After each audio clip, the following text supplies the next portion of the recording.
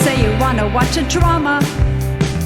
You say you wanna watch a comedy. Well, you can watch it with your mama, or you can watch it with your daddy. You'll even sit and watch it with your middle schooler, so you can come and talk around a water cooler. We're watching all day and all night. Couch potatoes unite. Whoa, whoa, Couch potatoes unite. whoa, whoa. Couch potatoes unite. Hello and welcome to a brand new episode of the podcast entitled Couch Potatoes Unite! Which is based on a blog of the same name because we're boldly going where actually lots of people have gone before. But we're doing it in our own united way, and that's what counts, darn it.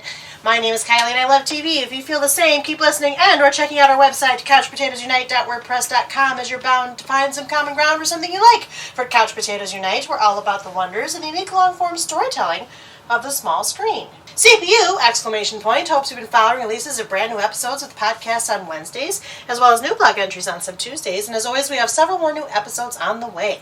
Because the panelists and I live lives behind our podcast, the episodes are published once per week. Subscribe to the blog or the podcast via iTunes, Apple Podcasts, Stitcher Radio, via Google Play, and on Spotify to stay on top of brand new episodes. Episodes already published discuss a variety of shows around the water cooler, including but not limited to Fuller House, Westworld, Arrested Development, Jane the Virgin, Schitt's Creek, Doctor Who, Supernatural, Orange is the New Black, and Riverdale. We've published several episodes in our Looking Back series covering such diverse shows as Sabrina the Teenage Witch, The Americans, Reign, Friends, and Sense8. Plus, new episodes are in the works, including revisits for Marvel's Agents of S.H.I.E.L.D., 13 Reasons Why, Altered Carbon. We'll be launching new panels covering Mr. Robot, Charmed, Outlander, The Breaking Bad Universe, and This Is Us. And because we look back at shows now past, we'll take a smallish look back at a short-term show from some kind of yesteryear called Freaks and Geeks. We'll put out some musical stops for our Crazy Ex-Girlfriend. We'll revisit one of the all-time and most-watched classic sitcoms in MASH. And we'll consider the moral implications and quick cancellation of Dollhouse. By the way, did you know that CPU also from time to time goes live? We've been live from bunkers and comedy shows and Comic-Cons. Plus, we're planning more live appearances and other cool stuff, so make sure you like or follow us at our Facebook page, our Twitter at CPU Podcast, our Instagram at Couch Potatoes Unite, or subscribe to the blog, our YouTube channel, our Apple iTunes channel, our Stitcher Radio channel, or find us on Google Play and now on Spotify. In the meantime, if you don't hear a show in this podcast format, fellow panelists and I still write reviews, and we always seek new panelists. So if you have any interest in joining the discussion, say hello by finding us at any of those outlets I've mentioned. At the very least, stop by and leave us a thumbs up, comment, or review. We like feedback. Just don't expect us not to rise to the challenge. After all, it is a good day to die. Today's panel and I are continuing the biggest Looking Back series we've ever launched by request of one of our panel members and our second most involved panelist, by a hair, who made such an impassioned speech about this series of series at one of our live Comic-Con events. We were moved to embark upon this now continuing mission of galactic proportions. If you aren't already aware, from time to time, CPU will be choosing shows of all types, but usually of some fame or notoriety to reminisce about and to consider whether or not they age gracefully, like an android obsessed with the human condition, or don't hold up as well, like an omnipotent alien being obsessed with testing the human condition. As such, this is another chapter of our Looking Back podcast episodes when we review a show that has been gone, either by a natural end or cancellation, for some time.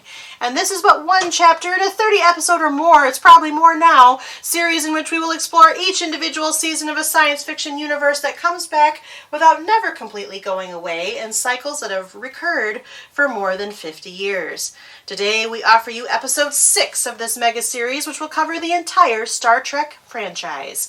In today's 6th episode, we'll be discussing the 2nd season of The Next Generation. Each new episode in this new CPU podcast franchise will progress through subsequent seasons of all the Star Trek TV series with additional coverage of the films. Furthermore, our panel will be rotating moderation duties. However, your friendly neighborhood Chief Couch Potato and Captain of the Starship CPU is not ready to give away the helm just yet. I'm moderating today's discussion and the entire run of The Next Generation because this is my favorite chapter in the Star Trek lexicon, and Chief Couch Potato privilege, TM. Also, at various points in this mega series, we'll present top 10 best and bottom 10 worst episode lists around various themes chosen by the moderator in question, as we tend to do with our retrospective series. We can't get started without a tiny bit of plot summary, though, so to remind the listener, Star Trek The Next Generation, or TNG, is an American science fiction television series created by Gene Roddenberry. It originally aired from September 28, 1987 to May 23, 1994 in syndication, spanning 178 episodes over the course of 7 seasons. Season 2 aired from November 21st, 1988 to July 17th, 1989, with a total of 22 episodes.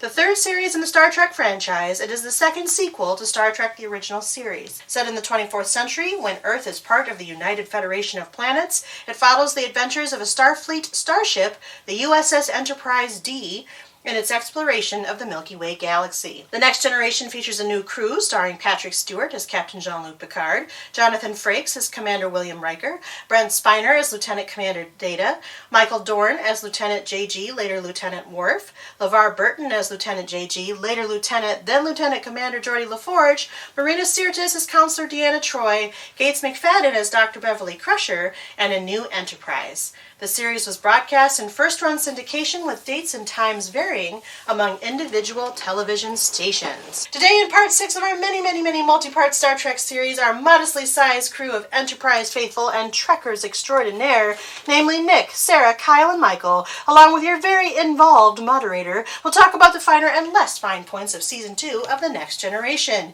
It should be noted that all of our panelists have viewed the entire Next Gen series and may discuss sensitive plot points, so for those of you who have not watched Star Trek The Next Generation, first of all, we'd be happy to beam you aboard, and second, if you plan to do so, listen at your own risk, as there may be major spoilers. Welcome back, panel. How are you? Great. Yay! Wow, we all said great at like the exact same time. Except Sarah said awesome. Okay, well there you go. At least one person is being good at. Yeah. Are you ready to talk about Season 2 of Next Gen? Yes. Yes. Awesome. Well, if you've been following along with our retrospective series, you know that in our retrospectives, we don't we'll revisit who you are and what character you picked along our standard CPU character question that changes with each show we do, but I'm not going to reread it. Go back and listen to episode 5 in this series if you want to hear the Next Gen breakdown. But do you recall who you were and who you picked? I don't know, Crusher probably? No, you didn't. You wanted to. I just listened to this. Oh, good. Sarah will tell you. I can't remember. Oh. Was it Picard? No, I think you were Data. You were a Was little the bit first one. Riker, You were- actually. No, Yeah. he wasn't Riker. No? No. Okay, let's do this in an orderly fashion, children. No.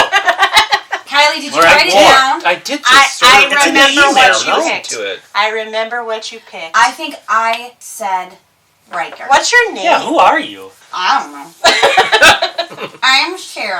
Hi, Sarah.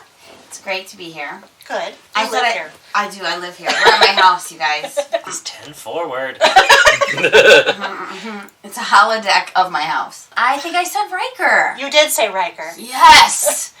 because you weren't like Picard about it, and Well- you're married to somebody who is. Yeah, because I like this show a lot, but I gotta save my very top level enthusiasm for a future series. No. Okay. Oh. That's not why I said Riker. But it sounded good. Well, welcome back, Sarah. It's okay to be here. Oh, we're getting worse already. Okay, I'm Nick. Hi, Nick. I'm Hi, married to Sarah. You are. And So he co-owns this house. do I? 10 forward / the holodeck. Duh. I picked Picard. You did. Good job. Jean-Luc. Yeah, what else? What? Because, do you remember why? I really like the show. Yeah, that's It's true. one of my favorite shows. So there you go. Welcome back, Nick. Thanks. That was all you had to say. That's what I thought. Okay. I literally just listened to this like not more than an hour ago, and now I'm still having trouble remembering who I picked. I know What is your name? My name's Michael. Hi, Michael. And the one thing I remember saying was that I had little tinges of Deanna Troi. Yeah, I remember But you said that. Yeah. But I can't remember who. I think it was mixed with Data because I think I had I like the science and the. No. No. The No, moderator it says wasn't? no. Oh, okay. So it wasn't Data. You had Picard with a mix of Troy. Oh, okay. It was Picard. Okay, Yeah. good. Because I do love the show a lot. Yeah. Good, he's relieved. But you did choose a little bit of Troy because you could see in retrospect that Yeah. they weren't so awesome, at least at first, Yes. with the female characters. Still continuing that bumpy transition for Star Trek in the first season. Anyway. Yes, true. Very true. That sounds accurate? Yes, now it does. And it's ridiculous that I was just listening to this and I did not remember that. We'll have to make this more memorable. Of course, we're doing real good right now. Right. We're being a little crazy. We But are. Welcome back, Michael. Thank you. I'm Kyle, Hi, and Kyle. I honestly have no idea who I picked. Well, first of all, who are you? You I just said I'm Kyle. Kylie's brother-in-law. Man, it's like you haven't done this. I just thought you were losing your mind. I'm like, Not yet. Although we're getting there. You chose my Geordie God. LaForge. Oh, he's a good one. And it's because, I like to read. no. You said it's because you're an original series purist, so you can't be like a Picard, but you love the characters and the stories, and you also just really like Geordie. That sounds. That does sound like you. That's Your good. words sound like you. Welcome back, Kyle and panel. I think I'm a little worried about this episode. My name is Kylie, as I mentioned in the intro, and when I did it, I picked Picard because I love The Next Generation. It is my favorite Star Trek. I can say that with authority. My favorite Star Trek series. However, we're going to talk about Season 2. And I gotta say, guys, after I rewatched Season 2, even compared to Season 1, we spent a lot of time in the Season 1 discussion talking about the oft-repeated line that Season 1 is the worst of the series. Uh-huh. I don't know if I buy that. I don't either. But I said in the last discussion that I don't think season 1's the worst. No. I struggle more with season 2. I don't care for it. I also struggled more with Season 2. Yeah. In For me, though, retrospect. My all-time favorite two of my all-time favorite episodes are in season 2, so I I have a hard agree. time. I can't dismiss season 2. But we'll get into those episodes. Yeah, it's not But- like it's torture, but it's Yeah. just there are things about it, and it's hard.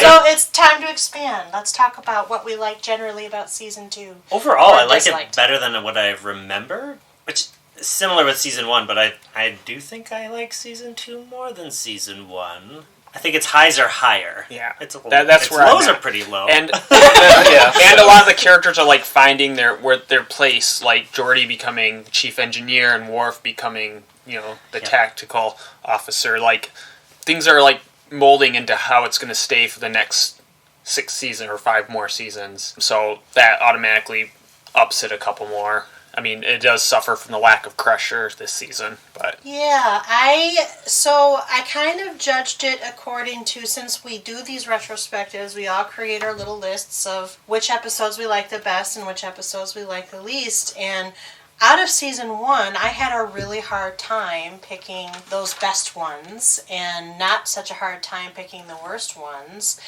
In this season, I did not have a hard time picking the worst ones, but I had, aside from the 3 that are the best, I was just like, I think these are it. These are the 3. I feel like the top 3 are going to be very much the same on all Similar, of them. Yeah, we'll I probably don't all know. agree You on know, that. I always pick things that nobody are like, that's not good, and I'm like, but there was a girl with pink. I don't know. I have the dumbest reasons. I can't wait. That's not true. But I don't feel strongly. You could any of them that I name, good or bad. You could be like, no, Sarah, that's not, and I'll be like, okay, I agree with you. I really don't feel deeply about this season. And Dr. Pulaski, She just didn't work. she's not my favorite. I didn't mind her. I think she kind of blends in as best she can. I like her character. I don't mind her But, yeah. character. I don't mind her character. I don't but I either. also think she entered into a situation where she was really not meant to be there. Right, And yeah. that can't have been good for behind the scenes either. I So don't She care said for that- the way she treats Data. Exactly. Well, Like Well, that I- automatically. Okay. I agree with that. I mean, it's not the actress's fault. That's how she was written. But I don't. And She I is know. very prejudiced. And I know they were trying to shed a light on that, maybe, but I didn't like it, and it made me not like her. Yeah. And I don't know if they were trying to give her an arc for if she did stick around, because she did try, Right. but it was definitely there, and And even in the season, she actually gets better. I mean, I like her character, and I like the fact that there's that prejudice for Data, because it leads into Measure of a Man, and it leads into some of the other episodes this season, and I think it works a lot, and I love Diana Muldaur, who I think plays it really well. And she's a good actress. Yeah, she's great. And yes, I think there were elements in the season where if you take her out and put Crusher back in, nothing would change. And that's a bit of a problem. She is victim of that Golden Girls haircut that people It was 1988. I understand. Because the first time we saw it, the first couple times through, I thought she was just an old lady. I couldn't remember. And then, like, when we were watching the original series, and Nick's like, no, that's Pulaski. And I was like, but she's so beautiful. So this time through, I, like, really looked at her and I was like, she is still beautiful, but I just need that haircut to never exist. It's like a half mullet in the back. Yeah. It's very Blanche. Blanche had that hair. I'm It's sorry, true. it's bad. The 80s. I know, but it's very You rough. either had the older woman style that you are pointing to now, or you had teased up bangs and crimped hair. So Beverly looked great. She That's had true. normal hair. She's middle-aged. I know this is like neither here nor there, but I need to be the voice of that girl watching that's like, is this what the hair was? These are the choices? Maybe the 24th century has a weird fixation on the 1980s, and Maybe. they want to do like a retro thing where it's like, hey, we're dressing like the 80s because that's what we do in the 24th century. Or maybe she's just too busy being a doctor. Yeah, there's that. I think she had a rough thing to come in and because she was replacing a character that was already established in season 1. Like, Right. Yar, they didn't replace her. Worf just did that. So I think that it was hard, and obviously, like, we're very big Crusher fans, so I think that was, like, I don't know, I wasn't going Nick to... appreciated you saying that. Well, I mean, I support his interests and his loves, but Beverly's probably my favorite, too. But, so I don't know, I really tried to like her this time, because I knew I was going to have to talk about it here, but I just don't like how she treated Data. It just is upsetting to me. It's hard to like a character that's doing that. That's written supposed to be not be crucial. likable. She wasn't written to be likable, so I didn't like her. And she already has enough going against her being the new person. Yeah. She's the new person, and they kind of seem to try to pick something for each character so that, okay, you're new, let's do something. What they picked for her and Picard was weird, of them not knowing how to communicate. Well, which didn't... Was it weird? I don't think that was it. I think they were two people who were very much alike. Yeah. And they didn't know how to... They're both very good at their jobs. They both come from a certain generation. And they were thrust together. And keeping in mind that Beverly, you know, he had the hots for her. And also got stuck taking care of her kid. So... But if you remove that element and then you bring in this, she's very forceful. We also get the sort of the aggressive woman trope in Dr. Pulaski. So again, there's another reason why she's made to be not likable, although I actually thought that was kind of progressive for the day and age in which we had this character. Not saying that I like her better than I guess what I'm trying to Crusher. say is every time that came up between yeah. her and Picard, it seemed like it was written as if it just was written clunkily. Like, they're just saying that it's happening, and we rarely saw all right, it happen. But much of season 2 is That, kind of right. clunky, except for the ones that I think we're going to all say. Yes. So, That's probably true. and But that I will say, Crusher asserts herself throughout this show. I don't know if we saw that much in season 1, but She I know did. we do see it with "Do not beam me up now," and I don't want to have to deal with her if I had beamed her up in that situation. So I think we get some of that as well. It's just But Pulaski, I think, also was the writing issue was, we need a new doctor, let's make her more like Bones. But she's not Bones. Yeah. But that's why she doesn't like technology, which with Bones you didn't have a sentient machine Right. to combat with. Well, and I still think, again, clunky is a very good way to describe it, and I'm not defending Pulaski over Crusher or any of the people. I mean, I did not like the fact, but you have to kind of make do with her while she's on this season. And I still think that the history between Picard and Crusher is what informs that relationship, whereas he has no such history with Pulaski. It is clunky in writing sense, but it's also clunky and awkward, and she's this new element. She's very brash. She knows what she wants. She comes in kind of taking over the joint, if you will. She does have kind of this, it's not even an overt prejudice as much as it is a brusqueness, a dismissiveness about Data. Yeah. Like, I don't think she's trying to hate Data or to be like artificial life forms or whatever, but... I think a very classic moment in season 2 of that writing issue is her... There's just no... Not that there's no subtext, but there's lots of moments where they're saying out loud what's happening, and Pulaski does that with Starfleet says that you're sentient and I must, like, she talks it out loud, which at least gives us that it's clunky, but she's trying. She calls him Data. Why does it matter? Why does it matter? Because one is my name. Like, that is so rude. It is rude, but I like the way that's done. I think that's a good scene because it establishes that character dynamic between the two. Yes, you're not supposed to like it because you like Data, and Data is a central character. Like, right, but I think what we're we're saying is that we don't like the character. I know, but I know, but if she said that to anybody, not just Data, I'd be like, wow, she's rude. It also makes that dialogue, again, oddly timely when you're thinking about pronoun usage, proper name usage for gender fluid and transgender individuals. So they take this stuff new like person, that. and she also doesn't feel like she's part of Star Trek. Right. Because Star Trek does do those things better, or tries to. Star Trek takes place in a world where those things are done better. Sometimes the writers forget or can't do that well. So that, again, they just never should have fired Gates McFadden. Did they fire her? I thought she left because Mauricio Hurley was very sexist. I read somewhere very recently that it was kind of a mutual thing, but it... Well, in her panel, she said she stood up for 3 other women that he was harassing. And they retaliated. She showed up for work, and then there's pretty much was shut out. Yeah. Textbook retaliation.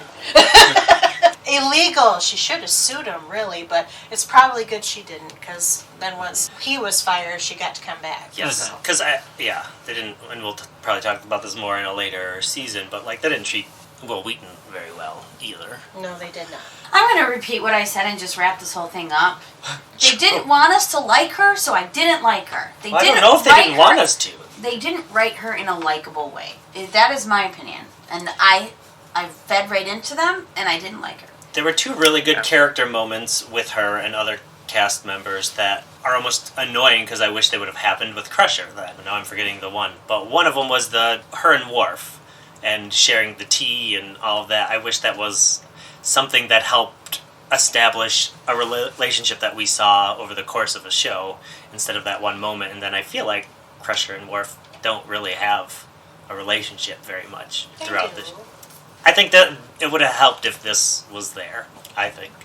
What was the other moment? I can't remember. Okay, well, here's a moment I will give you. When she's delivering Deanna Troy's baby in the season opener, the child. That would have been so much better if it was Beverly, because they have a relationship. Like, you don't want a stranger delivering your baby. I can say that with all confidence because I've delivered 2 as the mom, not the doctor. I'm not a doctor. But some of those interactions that they had during the delivery where she was like, just a moment longer, and Deanna's like, well, I'm not in any pain. Just all of that would have been so much better for me if it was Beverly, because they are friends. They work out in their little leotards together. They do their stretching. I just want to say that one of the few moments where this season passes the Bechdel test is in an episode this season where Troy and Pulaski are talking about different cultures, like the difference between Klingon and Betazoid culture. I think it's in possibly The Emissary or Manhunt or something. But that they're actually not talking about a man. They're talking about something that is not... It's not in Manhunt, because that's the one where Alexana Troy is looking for her husband, so there's no Bechdel test passing. Yeah, I think it's... I want to say it's either... I want to say it's The Emissary. Okay. Yeah, anyway, it's one of the few times it's like, oh, hey! When Pulaski and Troy were talking to each other, I kept having this idea in my head. It's like, oh, is this going to... No, they're talking about a man. Doesn't pass. And it was in The Emissary, I think, where they actually are talking about something different. I was like, hey... It actually passes the Bechdel test. Doesn't Pulaski and Troy talk about... Oh, I guess it's a boy that Troy's having. But in the child, I feel like this That's show not part of passes. the mental test. But I will say, I think she also has good character moments with another new character that's introduced this season, Guinan. Yes. Mm-hmm. And Guinan also sets her straight a couple of times with her manner. That's a good... Oh, yes, Guinan. Guinan is amazing. Played by Whoopi Goldberg. Mm-hmm. Kylie just moderated us off of Pulaski onto Guinan. Did you want to keep talking No, about no. it? So, that's what No, I I'm love here Guinan. for. Yes, Guinan. So she is introduced into the second season. I love this character, by the way. I love the story of how Whoopi Goldberg gets cast. Basically says, I will do anything, anything at all. Just make me part of Star Trek. And they made her this very enigmatic, calming character. And they introduced 10 Forward so she'd have someplace to be. And the original idea for that character before they knew that Whoopi wanted to be part of Star Trek was supposed to be like eye candy and basically not have much depth. So I feel like that really helped the show, that casting Whoopi and making them use her sparingly because of So we Whoopi's could have had a schedule. hot bartender. Look, you had other hot things to look Are we saying Whoopi's not hot? I think she's fine. Step up. I think that they knew that they needed to write better for Whoopi Goldberg instead of somebody who might not even be might somebody be who's a going to model. She had an Oscar by this point. Yeah, I was going to say somebody stepping from movies down to... That was for Ghost, and it wasn't. Oh, wait, no, she This is did before have an Ghost. Oscar by this point. She Because had Ghost a is 90. nomination for the color That's purple. right, that's but right. she Never didn't. mind, I was wrong.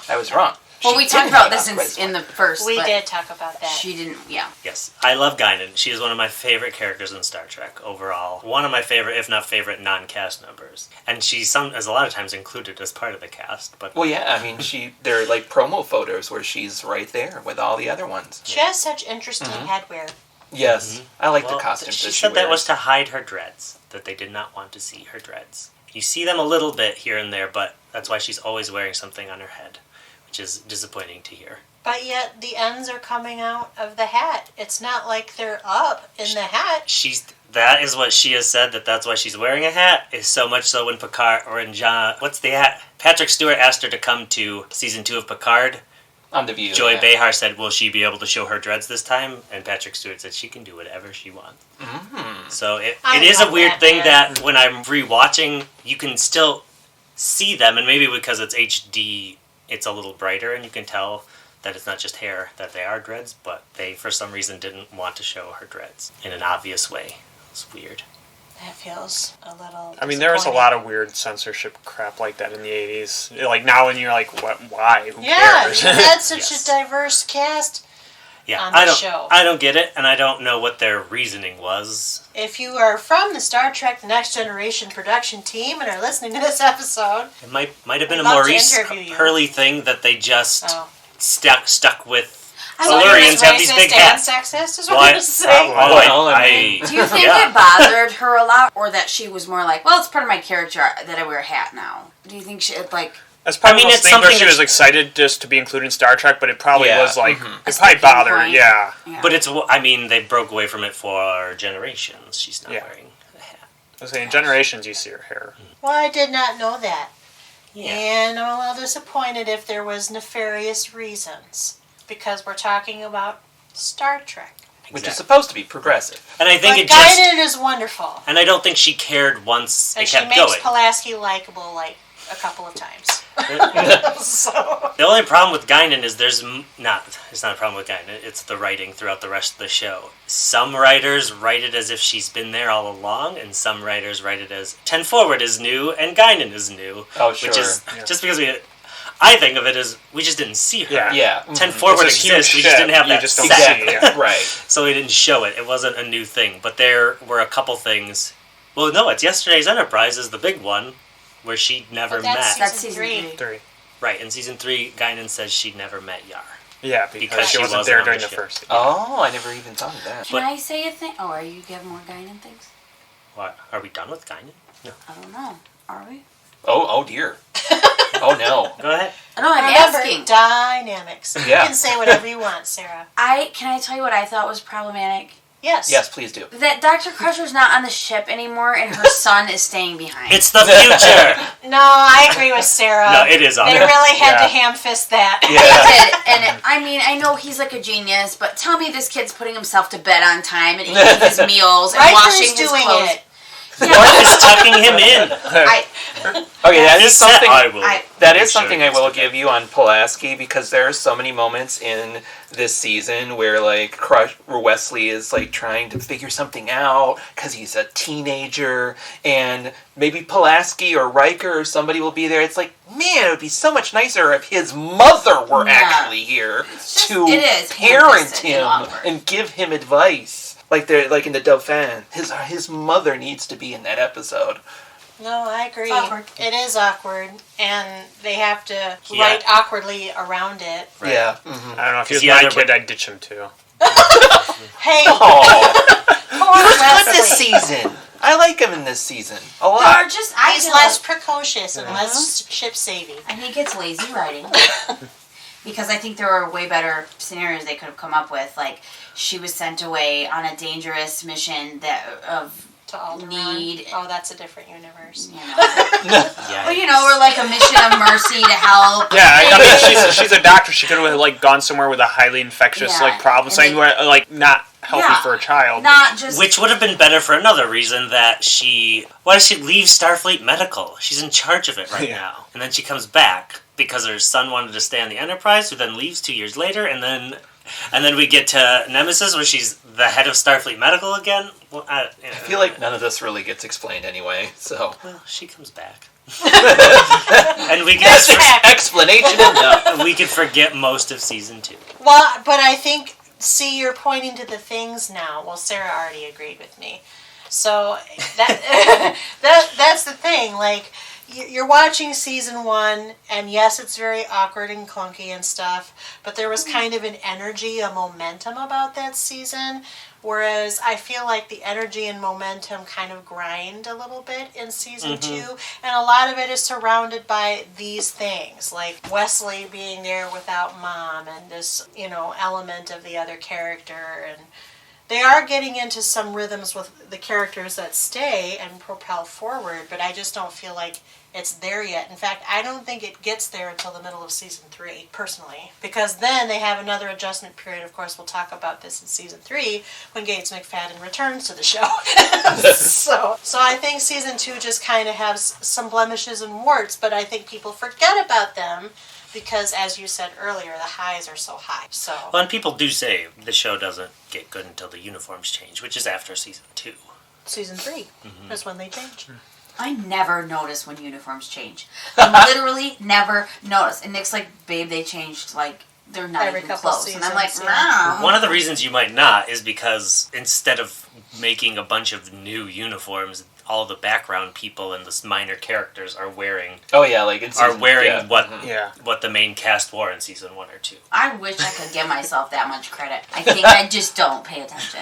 Like, the ones I always remember are the ones that are, like, black pants and, like, the gold top onesie thing. But, like, That's when from they're, like, Voyager gray and with a different Deep colored Space Nine. turtleneck or whatever, I don't remember those. I don't know. Sorry. Well, so in the first seasons, they've got a seam, a colored seam Well, it's one that piece. comes across the shirt portion of the outfit, and it is mostly one-piece uniforms. Onesies. The big change is that the main cast basically is wearing a shirt with almost shoulder pads in it. The 80s. Everything can be explained by the 80s. Because it was the 80s. Which is different than the 60s, because they had some very 60s stuff on the original series. Right. Uniforms that shrank a lot. Very short dresses where you could see Spanx coming out of the dresses. Thank goodness those mini skirts were gone by that first episode of last season. Yeah. Until You don't the see last episode. When you see them again. Well, yeah. That's for season 7. I know. Anything else you want to say generally about season 2? Data was really good this season. I mean, I there's mean, a lot of like good yeah, episodes that focus on him. because I was such a fan of the original series, and when I was a kid, I at first didn't give Next Gen a shot, but the episode Elementary Dear Data is like my absolute favorite Next Generation episode because it's the first one I ever saw Let that I me loved. faint with shock. We should set up for the listener that may not listen to superhero or the Sherlock panel, Kyle loves Batman. who is a great detective like Sherlock Holmes. Because, well, I was a kid and I already grew up with Sherlock Holmes stories, and I love Sherlock Holmes, and so the whole episode of and Data was already pretty much the only character I really loved, and a whole episode about Data loving Sherlock Holmes but not quite understanding it. I don't know, I love the episode, and no matter what, it's my top Next Gen episode, just because for me it's the most fun. Of all? Counterpoint. Uh-oh. This is going to get spicy. That's a Voyager episode. Here, I have a question for you, since you like that episode so much. What other character other than Pulaski would function in that role that she has in that episode? What? Because she's so important to that episode! She's making a defense for Pulaski. I was going to say the weird thing about it being Pulaski is she's like almost nicer to this sentient hologram that we don't know is sentient. And she supposedly hates machines. Which is started with... Then she's this fine whole with episode evil, starts with Data... Sentient Moriarty. I guess if what you're saying is that episode might not have happened because of her there needs saying to be that the Data needs the antagonist that isn't Moriarty. Yeah. Because that's the whole point. That's what the whole setup for the bet. Going into the holodeck and getting Data to solve a when crime. Michael's right, he's right. So who else I could would do still say- that other than Pulaski? It's not that we- any other person. I was going to say, really though, it's Geordi that kicks Everyone else everything loves off. Data. It's all Geordi though, programming it to make an opponent who can beat Data. Yeah, Well, is but Geordi. that is motivated by Pulaski's constant back and forth with Data. I'm just saying, though, Geordi could have came up. to defend This Data. is a high point for Pulaski. I'm just saying, No, Geordi could have it's came not. up with that. You could have taken her out the middleman and just had Geordi do that. Yeah, it wouldn't have It mattered. didn't have to be a mean-spirited thing. Exactly. Like, you're not really. It could have just been It would've Geordi as his changed. friend, wanting to It have would fun have with changed the him. episode. And I think it would have would've made it changed better. it, but- And frankly, this is on my list of worst episodes. But I took it off because I didn't want to have to argue with all of you about how terrible it is because Pulaski See, ruins it yeah, for me. for me though, Yeah. it's pure nostalgia. That's in Like, my top three. I like It's it. not my favorite. Yeah. But it's in my top three. I definitely enjoy it. I don't get sad when she gets kidnapped. Like, I'm sad about it, and I don't because No. she's so mean and smug the Yeah. whole time. Yes, So that's I'm like, true. well, it's just a hollow. They're not really gonna get her. I don't. Whatever. They should just shut down and leave her in the dark, and she'll Sarah find it. has a lot of passion. plus, I mean, it's one of the only reoccurring villains. Hologram That's Moriarty. true. That's true. I like everything I do. about I'm still it. waiting for him to show up again in Picard. That would They're be going to revisit everything. Yeah. I just don't like her Or in is this it. little floating universe out in a ship? But we definitely have to Star talk Trek about Measure of Moriarty. a Man, since it's like now like one of the most important Next Gen episodes, especially in Spoilers. hindsight. Yes. It is a big part. I don't know if we want to get into our lists because I feel like that's going to be in our lists. Is there anybody who does not have the Measure of a Man in their top three? I only have it because I knew if I didn't put it, everybody was going to my entire throne. We want you to be honest, Sarah. I Come on. don't feel in a safe place. No, this is the safest place of all. I like that episode because it sets up a Voyager concept very nicely for the Doctor and what makes a man. So I did put it on my top list. For real, though, not because you were afraid of us? For both reasons. Okay. Listen, I knew you were all going to put that episode, so I'm like, I might as well just put it. It's fine. I like it fine. But I mean, a lot of people's favorite episodes is very character specific, though. is I mean, character like me, it's almost always going to revolve around Data. That's kind of true. Most of mine will feature either Picard or Data heavily. They might feature Worf heavily, and usually Q crops up in there a lot. Right. Mhm. So, Which in this season, there's 3 episodes for pretty much each of those people. There's I 3 know. Q episodes? No. No. Like, I meant there's a Q episode, a good Worf episode, a good Data episode. I So that is something this season did better than the first season. yeah, there were much better character-specific stories in season 2, and that's actually something they launched, I think, well from this season, and then just progressively got awesome at as the seasons were on. Because I think as we go forward, I actually can't wait to talk about seasons 3 and 4 because they're Those are so good. Right. The golden age. Yes, the golden, and 5, put 5 in there. It just, yeah, I'm very excited, but for this one I was just a little less like, I'm really struggling, but these, Kyle's right, there's the 3 that I picked feature not Worf in the 3, but in my honorable mentions. This is, I mean, I don't think we've said it, but this season is also, I think, probably the reason that there are a lot of not great episodes stems from the writer's strike. Yes, that's true. Writer's Which also strike, cut it short, which was probably and helpful too. half the production crew left to make Star Trek V. Was filming at the same time. Which one's was five? not the right choice. Not the good one, That's the but one that directed was by also William because of the Shatner. writer's strike God too, in though. space. Yeah, does God in God need a Space, which is warship? apparently a Q we Sci-fi. discussed last Yeah. time. I just, like, 2 through 4 is a trilogy, and then 6 is Yeah. Generations, 5, Nope. and like, I breezed right through it. 6 is is Undiscovered Undiscovered Oh, Country. really? And that's Yep. one of my favorites It's too. very good. I like that one too. I don't even remember it. I gotta rewatch. Klingons. Yeah, Trax big blows up. Klingons, Yep. big Kurtwood hearing Smith. thingy, And one of my favorite lines in Star Trek. Counselor Worf, Counselor Worf. His ancestor. his grandpa. Yeah. Why does he look like a just never mind. I can't answer all the questions. Go. Were you gonna say why does he have the ridges? No. That's explained. He was on the homeworld. He wasn't serving outside of it. It's explained on Enterprise. Okay. Now, well, I don't understand what Klingons look like.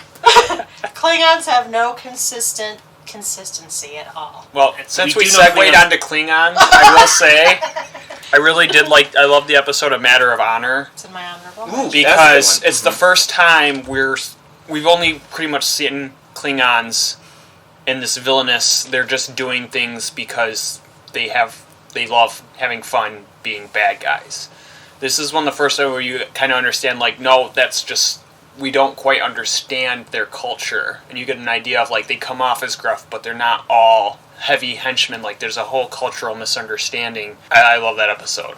I also love Riker in that episode. Yes. Oh yeah, Good he's Because right. he's so willing to open his mind and he just wants to learn and he recognizes that he has to adapt very quickly and he may not be as up on everything as he thinks, but he kind of gets there really, really quickly and he earns their respect and I think that's fun to watch. How many people in a Star Trek show have gone toe-to-toe with a Klingon warship and gone toe-to-toe with the captain and the first officer of a Klingon warship? I mean, the way he has to, like, assert himself by being smacked and also smacking the first officer of the ship in order to be like, well, I have to do this, and it's Klingons do not unspoken. smack each other. Well, yes, I was using that word It's a little harder facetiously. than smack, I think. Yes. I think, isn't the alien bounty hunter one of the Klingons? Or is that a different episode? Ah, yes, Yeah. Brian Thompson played one of the Klingons. That's an X-Files reference. Yeah. Nice. Great Nice. character actor. I mean, he's in almost everything. He's in With another. any He's in a nerd couple more Star vehicle, Trek. he's Yeah. pretty much And pops he's up in. always kind of a robust badass. Yeah. Can I say that Yeah. word? Okay. Had the Apparently, word John bad. Tesh. I mean, played and he a was great in Klingon. Buffy. John Tesh? Yeah, John Tesh. In He this did. one? He did. he's It is in this the season. he's in He's the one of the Icarus Klingons Factor. with the pain sticks. Yeah. So he Wow. doesn't talk because he likes Star Trek. Same reason. Oh, so they We were have- like, hey, John Tesh. Yeah. No, I think John Tesh said, I like Star Trek. Can I be in one?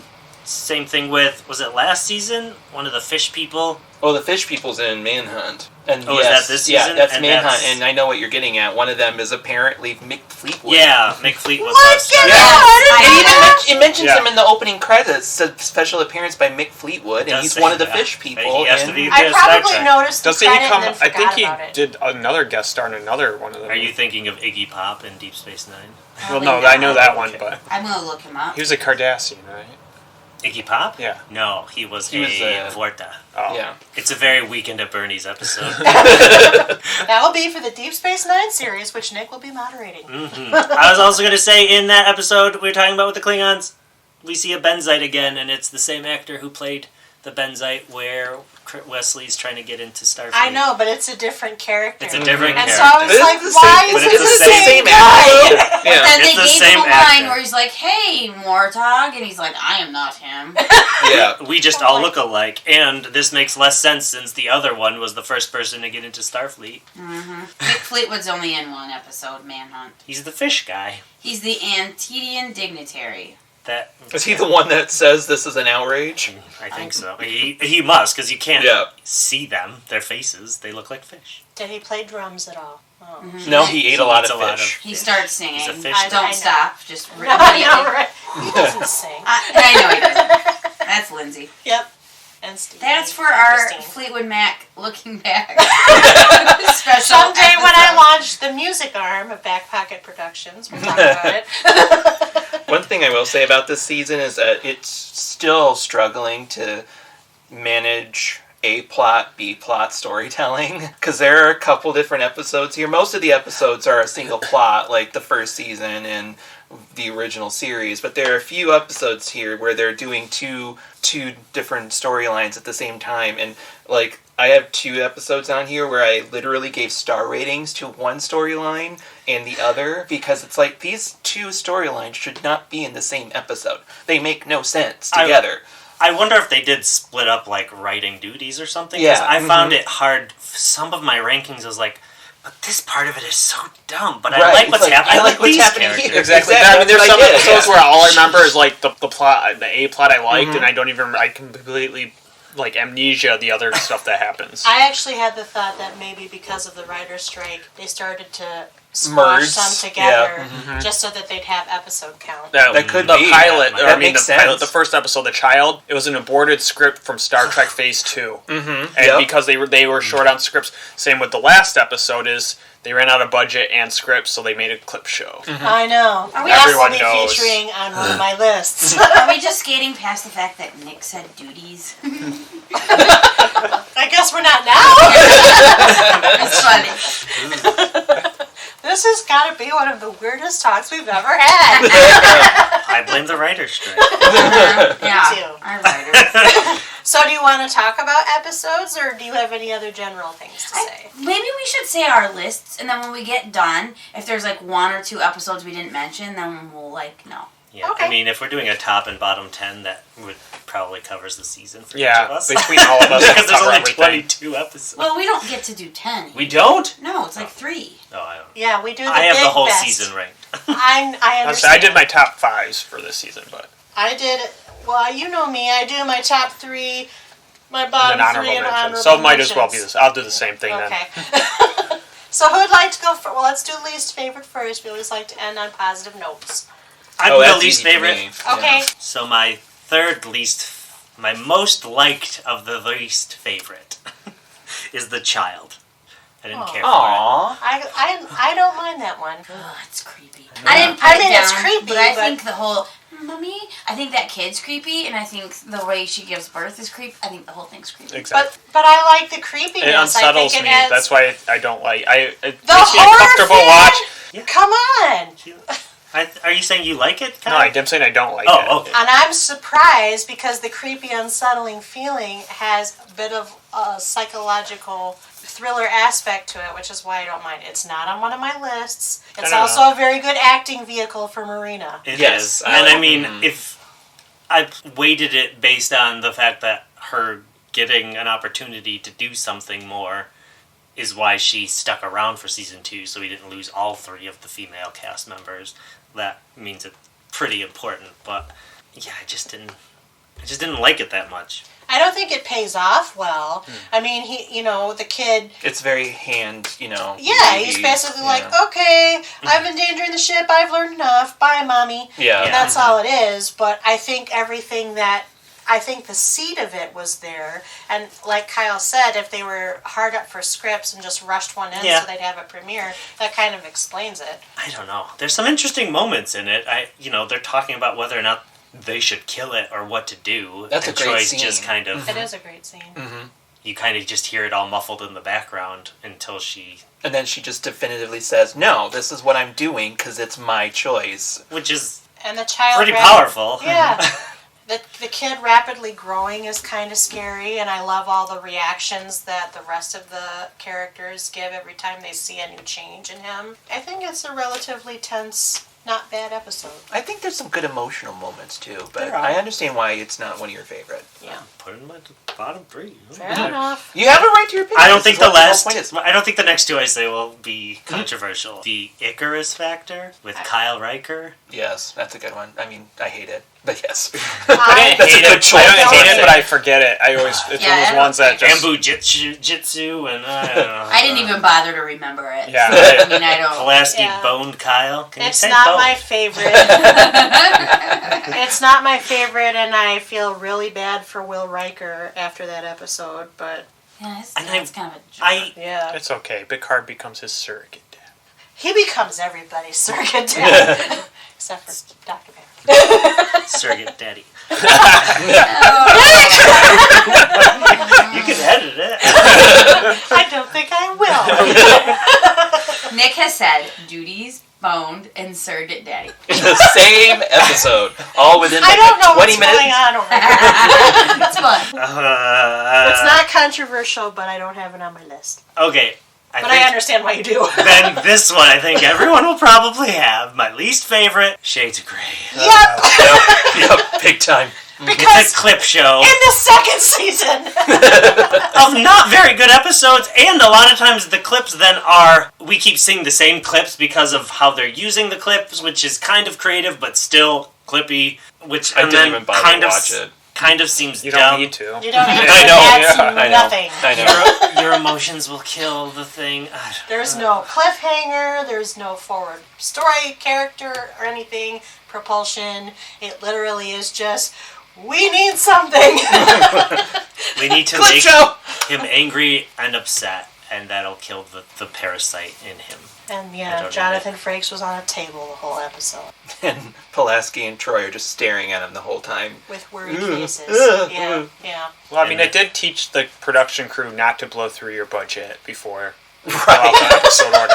But There's where that. Try to find the bright side. I guess the only weird thing about that is where it opens is intriguing. It starts quick. We don't have a clip for the first, I think, 2 little sections. Yeah, They're it on doesn't this really planet. start till, Like, the second I act, want it yeah. to be good. It seems good, and that set, that swampy set, doesn't seem that much like. They seem like they could almost be on location. Like And, it was started good. And I read it in an interview too. Like one of the people said, like they had to do that, pretty much reach that low, and that inspired them to have such a big finale for season 3, which is the best of both worlds, which is like the highlight. It's pretty good. That's gonna be in my top 10.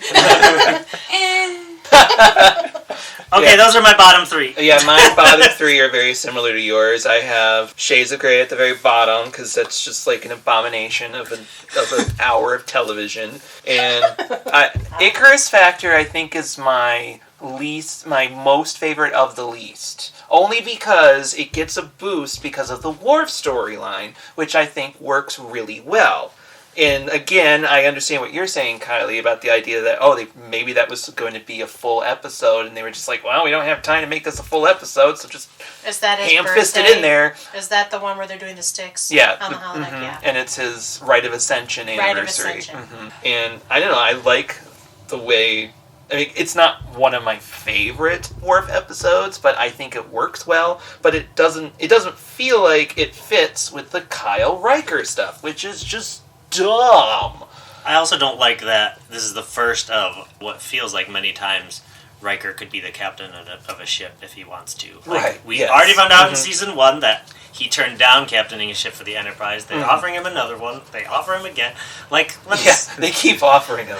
When the main thing about his character and With relationship with Troy. Troy was that he was that... I don't know. I don't care for it. Also, like, did Pulaski never think to say Riker? Oh, are you Kyle Riker's son? Because I That's a good Especially point, actually. there's a That's scene... a very know. good point. I find it odd. Oh, Yeah. guess what? There's a scene in this season where Riker's cooking them all eggs. And That's literally the and episode prior. Yeah, I the swear. episode right before it. Riker says that he had to do it because his mom died and his dad didn't, whatever. And that Pulaski just doesn't say anything. It's like, oh yeah, your dad, I knew him very well. Biblically. I forgot that you didn't have, your mother died. Like, Yeah. The only episode we have, probably my mid of the 3, is like Up the Long Ladder. That's on my list. No, Yes. it's so good. I'm just kidding. Oh my Up the god. Long Ladder, the Irish expatriates on a colony and just like that. That one Yeah. is clearly a good idea, but the execution is incredibly stupid. Right. It's a cartoon. Apparently. It's so terrible. And I'm wondering if Irish people have watched that and if they are offended. Cole Meany, Chief O'Brien himself has said he was offended by that episode. I would be. I'm Irish. Terrible. Are you? Yeah. All right. That's a pretty good segue into my list. Okay, there you go. So I have two on here that I'm going to call noteworthy.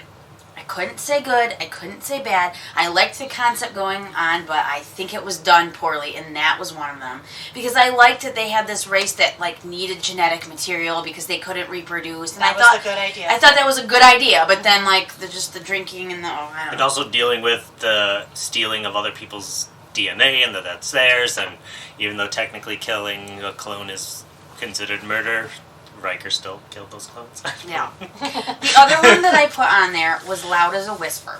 So that was the one with the gentleman who... The omniscient being? No, he used American Sign Language. Yeah, Oh, that the one, heart, yeah, And yeah. he had the three people to speak for It's him. chorus. Of course. Yeah, now I really liked that they were using people with disabilities and showing that they have contributions, but I think the whole episode was done not well. I like that one. B minus like it. I thought it was an interesting concept that he had such a telepathically attuned literal Greek chorus that accompanied him, and that he had to sort of redirect his efforts like anybody would, and he had to do it independently. Like he's the one who conquered what he had to conquer to get to where he needed to go with those negotiations. Yeah, I just thought it was not done. I don't know. I think it's a good idea that was executed in a season 2 of Next Gen kind of way. Like, Yeah, it's not on my worst list. I find it noteworthy, but Noteworthy. I just... Okay, it's I not on think, your worst. No, Okay, no. good. But All I right. think it could have been a lot better, and it wasn't. So, here's John my... Delancey's wife was part of the chorus. I know. But I didn't know if that listener knew. Oh, yeah. Here are my least favorites. I have 4 of them, in no particular order. So, Elementary Dear Data, I'm sorry. I just Pulaski ruins that for me, and I can't. I don't care for it. It's fine. Shades of Grey. That's acceptable. Unnatural Selection. I do not remember what this one is. It's the one where Pulaski's she aging ages. 'cause she Yes, makes a blah, horrible blah, decision. blah, blah, The yes. the children that are like She is 30-year-old not good men. at her job in this episode. I agree. So there's that. It's more Pulaski hate is why you don't like that I episode. she just makes reckless decisions, and she is defend- reckless. She makes a mistake that becomes apparent and continues to defend it past the point where she should. Yeah. And she almost paid the ultimate price. And she's just lucky that Mr. Geordie LaForge and was Miles there? Oh yeah, of course, because it was the transporter saves the day. She lucky. But isn't that... but didn't Picard... Isn't that the episode, or is it a different episode where Picard moves O'Brien over to do the transporter so that if she dies, it's not on? Oh yes, Yes. yeah, he does it. Yes. Yes, So yes. O'Brien's there, but But he and Geordie were working on the Yes, yes. They like came up with a solution. So I don't know. I don't need that episode in my life. Okay, here's the other one I put. I don't know how to pronounce this. The Delphine. The Dauphin. Yeah. Okay, look. I think the special effects are so terrible when the lady's like a bear with Yeah, red shooting yeah. eyes. Yeah. It just takes me out of it, guys. That's that one. Yeah. That's No, pretty no. much the only reason. But I can't. Coming from my deep and abiding childhood love for Wesley Crusher, despite the horrible special effects in that one, I could not rank it down because that is one of his better stories. It is. I think so. It's one of his only stories. Yeah. They really didn't do much with him. towards the bottom. It was towards the This bottom is for me. a story about how they treated Will Wheaton on the Yeah. show. Right. I always remember that episode, and I always I don't know, but I just think it could have been so much better. I agree. I do like to point out that the actress who played the person protecting the ruler was the voice of Flotsam and Jetsam in The Little Mermaid, but also Gozer from the Ghostbusters.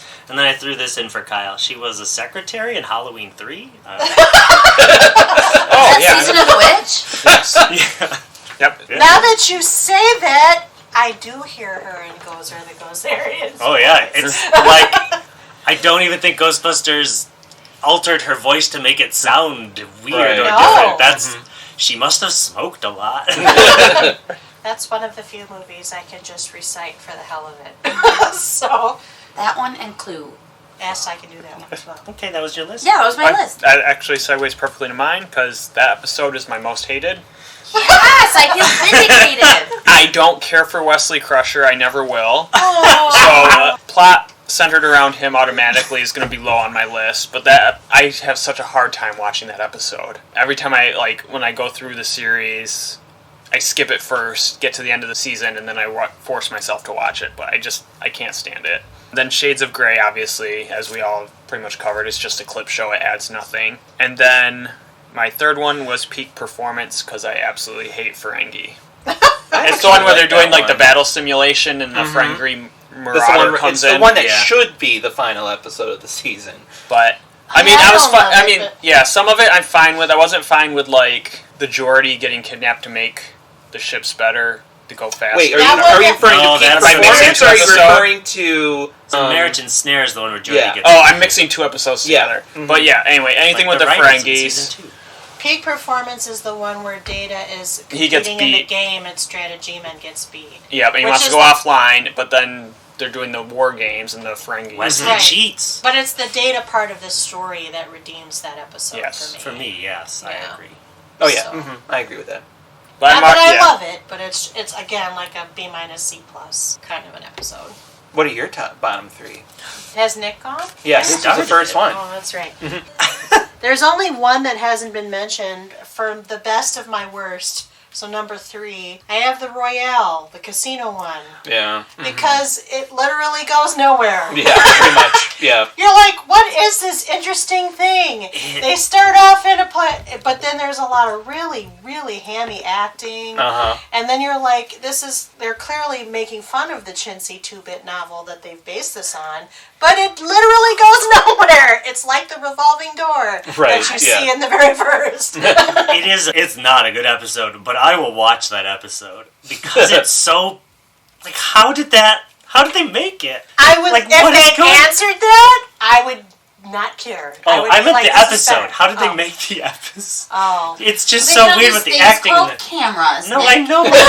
They mount them on there's a director. It's just a how did this get made episode that is enjoyable for me to watch because it's not good. It's random. I can see why people would think it's so bad it's good to watch. Right. That doesn't work for me. So I just was like, no, I don't. And when I was trying to think of the worst ones, that was the first, before I had gotten to Shades of Grey, because I forgot that was the Clips one, that was the first one that appeared on the list, was the Royale. Then I have Up the Long Ladder, because it's clearly ethnically What are you talking about? No. They all sound like Lucky Charms, and it's not okay. That's how Irish people sound. It's not! Well, Chief O'Brien is the proof! They all have red hair, because all of them have The worst red of it is how much the one drinks. Oh. That is horrible. And just and plus they And have... Riker washing her feet. And at the end... So primitive. They're so primitive. Right, Like, yeah. how did we get the... And they all have to have a baby with 10 different men at the end. Ugh, it's cringy. Yes, there's so much not to like about it. Plus, it's just flat out boring. And then number 1 is Shades of Grey, because who needs a clip show in season 2? Certainly not me. Nope. So that's my worst. I don't ever need a clip show, but for some reason, a clip show in a drop, not a sitcom, seems so weird. I mean, I know they did it back then because if you missed it, you missed it. There wasn't... You had to hope there was a rerun, and so I know that's why they did stuff. Yeah, right. But even It back feels then, this was weird. too soon, and also it is a drama, so that's weird. Yeah. All right, yay, the best. Let's see if we know one is probably not agreed. I'll go first because my honorable mention was the Royale. I really enjoy that episode. I'm sorry. Sarah, we're opposite today. I know. I don't think it's good, but I like watching it. I don't know why. And they just play dead in up the the bed. humor. Yeah. Data I think does some fun the stuff. cast does it well with what they have. Yeah. Look, I don't blame them. And then my third favorite, I put Q-Who. Yep. Because it's We're in the favorites. I was like, okay, Yeah. yeah, right. Okay. Yeah, I know. I see how you could be confused. Because I like that episode, but I also it's like the Borg. We're there. It's pretty important. My second favorite, I put Measure of a Man. And my first favorite, I put Pen Pals. Oh, see, I like that one. I didn't think I would like it at first when it came Tell up us again. about I was Pen like, It's Nikki oh Cox as Sarjenka.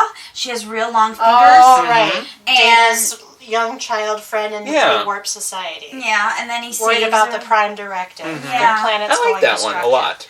I like it. I Is like it a different take on how to a Prime Directive episode too? Yeah, that's not why I like it. Yeah. I just like that Data is like has this friend and I feel that he loves her and cares about her. I know he doesn't have emotions. Oh, I think he does. But I think, well, I know you think that, but and maybe he does, but he's not supposed to have emotions, but yet he clearly does. And it's so. a better episode for. I mean, in Star Trek Insurrection tried to copy the same plot, but it came off much worse. Yeah. Yeah. Yeah. Those are my- And I like the Wesley Crusher bit in that No. one. I think it works. I think it works. I mean, the whole the Well, idea Wheaton, I of love his you first if you're command. listening. Tweet at us, Will, at CPU Podcast. Yeah. I follow. Sometimes I comment on his Facebook threads, although they're a little bit sad. He mixes it with ultra fandom, rants about politics, and then his childhood, which is problematic. Follow Will Wheaton on Facebook for more information. Gonna. Anyway, those were mine.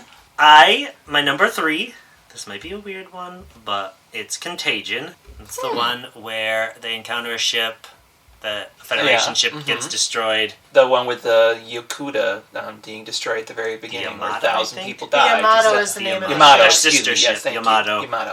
Okuda, that's the name of one Where of the... they don't know what yeah. happened and they figure out it's a computer virus. Yeah, Okuda is one of the names of the I think I liked people involved in the show. Yes. But anyway, sorry. I like any of the ones, and I feel like this is the only one we really get of the crew trying to solve a problem and the ship going bad, and I like the mystery of what's causing it. It stood out for me amongst the season 2 episodes. It's not perfect, but I enjoyed it. My number 2 is Q-Who. Q-Who? It is crazy, because this one is like, oh, Q is a villain. He brings the Borgs in, people die, and then after this one, the rest time it's like, is he But a it villain? ends. Is he just a... But I mean, it ends. He's warning them. He's not doing it because he's being a dick. He's letting them know this is coming, and you need to be ready. But it's his fault that like 18 people die. That's It's his also- I was fault. going to say though, from a Q though, He makes He's he pretty makes much- the Borg aware of them. well, they're already there. As they Much- said, they were already headed into the quadrant. They people were. forget about season 1 cliffhanger. It just sped the process along. But I will say, this also has a great scene between Guinan and Q. That's my Yes. note. I do have to say, I don't think we ever revisit Guinan's, like, she's gonna do some sort of magic on him. Her I little know, I hand. don't know what that is. Or she just And has I claws, wanna she's gonna know. scratch him. I don't...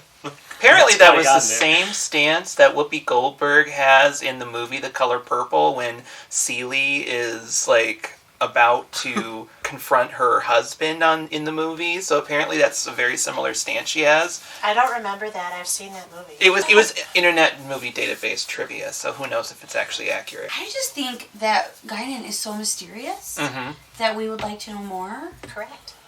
So We maybe never Picard really... I mean, season we 2, we we're get a gonna little bit. know some more. We get C's and kernels. We never get, like, a fully fleshed out Her backstory. species is all died or Wiped out by the assimilated. Borg. Their She homeworld. lived in the planet's ribbon. gone. I mean, these The and her Nexus. She lived in the ribbon. right. Nexus. She lived in the and her and Picard go way back, but we don't know how. Ooh. We do learn that. Yeah, but wait. We Really? haven't yet. Mark Twain. It's, Oh yeah. That's coming up. Is that Jerry Harden? a cartoon. It's fun. So number 2 is Q-Who. Number 1 is Measure of a Man. It is Star Trek at its best, and that it's in season 2 is amazing as well. But there's just so much in that episode. There's good Guinan scenes. What they're telling is great. It's like watching Riker struggle within it, and then they didn't just have that in there. They put a button on that with his encounter with Data at the end, and how what he did was great for Data, because if he didn't, they wouldn't have that. So it just... all of those things. I also love the name Philippa Louvois. That's just funny to me. But that's Picard's ex-girlfriend, who's also a redhead. Thank goodness we didn't have any girl children, or Nick would have tried to name her Philippa? Philippa Louvois. Lavoie. I mean, Yeah. you already have a very... Hashtag LaJoy. Factoid. Yeah. I mean, just knowing that our older son's middle name is Garrick. Teaser for all of you. That's Right. important to know. That's important. If it was a girl, it would have been Guinan. No. That's not canon. But yes, Measure of Man, I think, is a very good episode. I think it resonates with the fans, and that's why we're seeing what we're seeing in Picard right now. Bruce Maddox is in this one. Yeah. Yes. Okay. Yes. Yes. This is where we That- meet Bruce Maddox. Yes. So, Gee, I wonder if he's gonna come up again later. That's for later and Much, not much everybody's later. seen things. Yeah, we won't get to that for another, I was- 3 years? That's optimistic. this is season 2 of next year. I know. We're making a good clip. Yeah. We haven't been doing this for a year yet. That's a good point. There you go. There's more than 14 seasons left in the next. Never mind. Measure of the Man is also helpful because we don't know where the Federation stands with androids in all of season 1. We just know that he's the first. So it's really getting us all set that this is. Other people might not be okay with him, even though we get that with Pulaski, but in later episodes, there's still some tension. And it fills there. in some of his history of like how long he's been with Starfleet, what he did before this, and Yes. That's my list. I will very quickly go through mine because we basically have most of the same. I'm debating here because when I heard that Sarah didn't like the Loud as a Whisper episode, I was like, oh, is that in my top 3? I think it's a 4. I think Emissary's my 3rd. I didn't say I didn't Yeah. like it. You said oh, sorry, I misunderstood. It just didn't rank either way, but I Yeah. thought it deserved. Being No, mentioned. okay. A Okay. mention, I guess I yeah. was slightly misunderstood. It was under Okay. my noteworthy. Noteworthy, okay. I guess I She understood just started that it her was bottom noteworthy. 3 with noteworthy. Okay, never mind. Sorry. Anyway, that's probably like my number 4 because I actually really liked that episode. But I think my 3rd one is The Emissary with Worf and Kalar.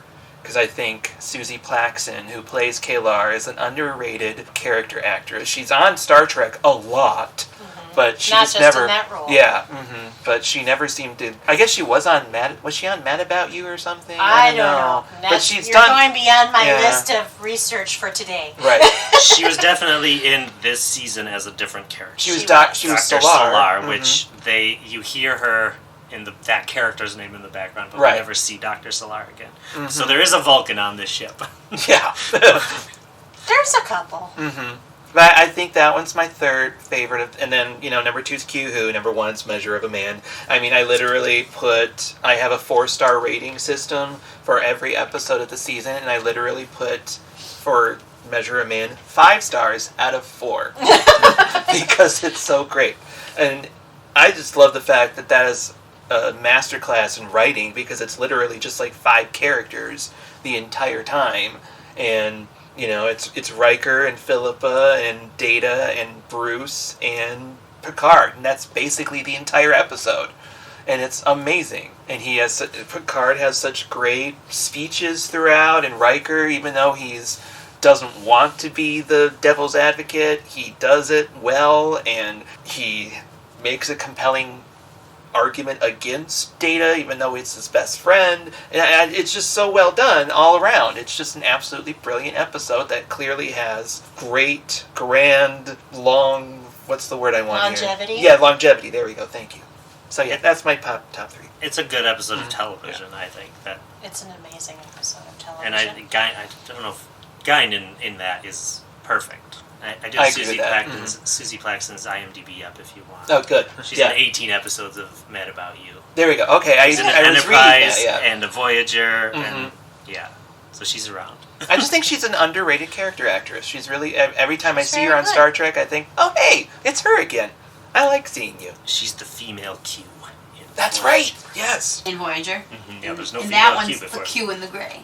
Well, Yes, it is. Sarah knows her Voyager, which is good because she'll be moderating that series. It's true. I like to put in the plugs. which is better than Shades of Grey. Yeah. And our moderator for Enterprise, Kyle, will now go over his list. Okay. Kylie's moderating again. I had to do 4 because I couldn't leave A Matter of Honor out. I really love that episode. But then it goes Q-Who, hugely important to what's coming. And, I mean, the Borg, they just end up being... You can't take them out of any Star Trek after this. Like, Right. They're literally the big bad. Then Measure of a Man. I mean, Patrick Stewart's monologue in that, like, if you watch it, it's still some of his best performance, and he's done so much, but it's still riveting. And then my number one, Elementary, Dear Data. It's not the best Next Gen episode. It's cheesy, it's corny, but that's what I absolutely loved about it when I watched it as a kid. And I have so much fun watching that episode. It never grows old to me. Kyle, we have very similar lists, but mine are in a different order. But my honorable mentions, I only have 3 this time, 2 of which have already been mentioned, one of which is A Matter of Honor, because I actually do really like that episode and seriously contemplated putting it on my top 3. But then ended up going with the 3 that I have. I for everything that Kyle said, and it's really the first one that gives us a real understanding of Klingons as a fully 3-dimensional culture. And then Jonathan Frakes is excellent in this episode. Just excellent. I also had The Emissary because for the same kind of reasons, you get more Klingon culture, but also this story seed crops up later. Literally, seed crops up later. And it's really well done. Michael Dorn and Susie Plaxton have an excellent chemistry. So I really love that episode of these 2. They're, really good Klingon Worf-centered or Klingon-centered episodes. The one that hasn't been mentioned that I like is Times Square. This is the one where they have the weird portal-y thing, and there's 2 Enterprises, and Picard's in a shuttlecraft, or 2 shuttlecrafts, and there's, I don't know, it's a weird time-trippy one. But it's a the time travel episodes, yeah. Yeah, it's a well-done time-trippy one, and it's Picard at the center of it. And I just think it's very tense and interesting and intricate, and they didn't boff it like sometimes time-centered stories can be done. It went in a circle, it closed the circle, they found a way out, and they went on with their lives. And I think it's very, very tense, and you're spending a lot of the episode thinking, so what the hell did happen? It's a good episode. Very quintessentially Star Trek. For my top 3, they're basically Kyle's, but they're in a different order. Number 3 for me is Elementary, Dear Data. A lot of that has to do with the actor who plays Moriarty, because he does crop up later, and he's so phenomenal. He should play Moriarty all the time, in my personal opinion. I enjoy him. And he was Niles on The Nanny. The butler? Yeah. Daniel Oh, Davis. he was. Why does Now you any say of us that. know that? Who watched The Nanny? I did! Did you guys watch? You 2 watch The Nanny? Yeah, I watched a How's lot when it was Watched a one lot of of my TV. Monday night staples. Okay. I mean, I've seen some. I wouldn't have made that I connection. haven't seen a minute of it. I saw it on accident once, and I was like, what am I watching? It's a modern day I Love Lucy. I mean, I just can't She's just the one submit with the myself weird to Fran Drescher. It's like torture. Well, Oh, she's got a new show coming out, Kyle. She does. They're Oh, I making thought- a musical version of The Nanny. She's basically Janice from Friends, but with more star power. So, Oh, Maggie Maggie Wheeler. Wheeler tweeted us. Tell Kylie that made you mad. Yeah. I was gonna say, that unless was she thinks it's harsh. homage. No, I'm saying Fran Drescher is the worst of the 2. Oh, okay. Go back. I think Fran really talks like that, and She Maggie does. doesn't. I No, think she she played into it more, but it's... So anyway, This is her for our turn. nanny looking back podcast that which Kyle Nick or Michael will moderate, and Kyle Kyle and will not Kylie and I are touch. not going to be. I'll still sit in on it and be like, what? So Elementary, Dear Data. Plus, I also enjoy Sherlock Holmes, and Brent Spiner is delightful in this episode as he takes on his Dr. Watson, all that stuff. Right. Number 2 for me is Q Who. A, it's a Q-centered episode. B, it's the Borg. C, it's just awesome. I mean, and Q. It seeds everything to come with the Borg, and it's just well written and Guinan and everything everybody's ever said. Number 1 for me is The Measure of a Man, and everybody's kind of hit on the points of why. To say something a little bit different. When I think of Star Trek The Next Generation, and I think of my favorite episodes without thinking too hard about it, there's a handful that immediately crop up. The Best of Both Worlds we're going to be talking about is one of them. The one where I don't remember the name of the episode, but Tanaka When the Walls Fell. There Are Four Lights. Right, And yeah. The Measure of a Man. I Dharma. literally don't know what you're talking about. These The are episode later is Dharma. episodes. Later episodes in the series. The Measure of a Man is the one that comes up as well. I remember it very vividly. From the first time I watched it, it was so impressive to me. And even though everybody kind of thinks of it as a Data episode, it is, but he's more of a prop in the episode than the two key figure actors, which are Patrick Stewart and Jonathan Frakes. Mm-hmm. And I just think that the acting in this episode is so incredible that it lands in the brain, and I've just never forgotten it. It's Star Trek next level to me. And they had something interesting by creating the character of Data that they just blossomed in this episode, and it became a story seed for Star Trek Voyager, for other things later on, and for Star Trek Picard. So I can't think of, there's only a handful of very quintessential sort of, this is Star Trek lore in the making. The Measure of a Man is one of those episodes. It's brilliant. It is like 5-star brilliant. And I didn't have a rating scale. This is 5-star, holy smokes. It's the greatest thing since sliced bread. And I love it to death. And Patrick Stewart's amazing in it. And I love Patrick Stewart. So that's the lists. Pretty well agreed. Mm-hmm. Didn't have a lot of spiciness this time. No. Are you sure? No. What? We, off the bat, were fighting about something.